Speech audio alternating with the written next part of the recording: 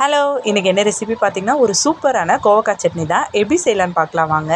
கோவக்காயில் நிறைய health benefit இருக்குது. சுகருக்கு ரொம்ப நல்லது. நம்ம குட்டீஸ்லாம் கோவக்காய் பொரியல் சாப்பிட மாட்டாங்க.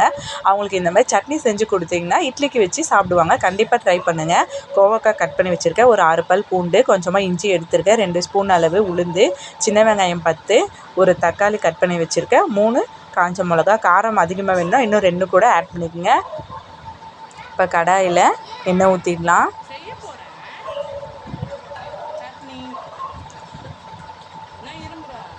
எண்ணெய் நல்லா ஹீட் ஆகட்டும்.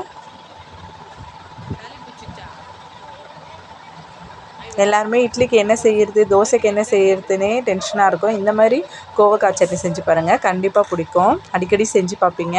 இப்போ உளுந்து ஆட் பண்ணிவிட்டேன், காஞ்ச மிளகாவும் ஆட் பண்ணிவிட்டேன். நல்லா ஃப்ரை பண்ணிவிடுங்க. அப்புறம் இஞ்சி பூண்டும் ஆட் பண்ணிடுறேன்.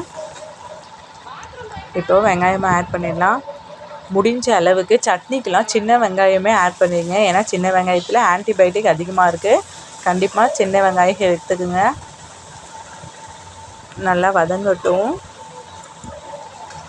இப்போ தக்காளியும் ஆட் பண்ணிடுறேன்.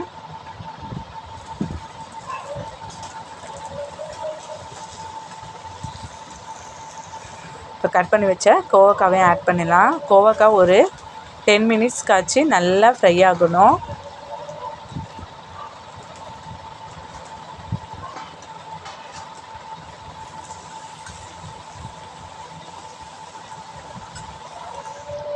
பாருங்கள், இப்போ நல்லா வதங்கிச்சு, கலரே மாறிடுச்சு. புளி ஆட் பண்ணுறேன். புளி வேணுன்றவங்க ஆட் பண்ணிங்க, இல்லைன்னா ஸ்கிப் பண்ணிடலாம். தேங்காவும் ஆட் பண்ணுறேன். ரெண்டுமே உங்கள் விருப்பம்தான்.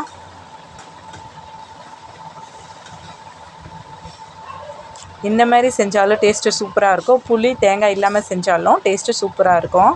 அவ்வளோதான். இப்போ நல்லா ஆறின உடனே ஒரு மிக்ஸி ஜாரில் போட்டு உப்பு போட்டுட்டேன். நல்லா அரைச்சிருங்க.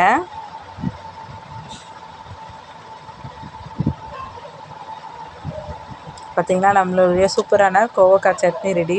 கோவக்காய் இதில் ஆட் பண்ணணுன்னு கேட்டால் யாரும் நம்பவே மாட்டாங்க. பாருங்கள், சூப்பராக இருக்குது. டேஸ்ட்டும் சூப்பராக இருக்கும். கண்டிப்பாக ட்ரை பண்ணி பார்த்துட்டு எனக்கு கமெண்ட்டில் சொல்லுங்கள். மறக்காமல் சப்ஸ்கிரைப் பண்ணுங்கள். Thank you so much.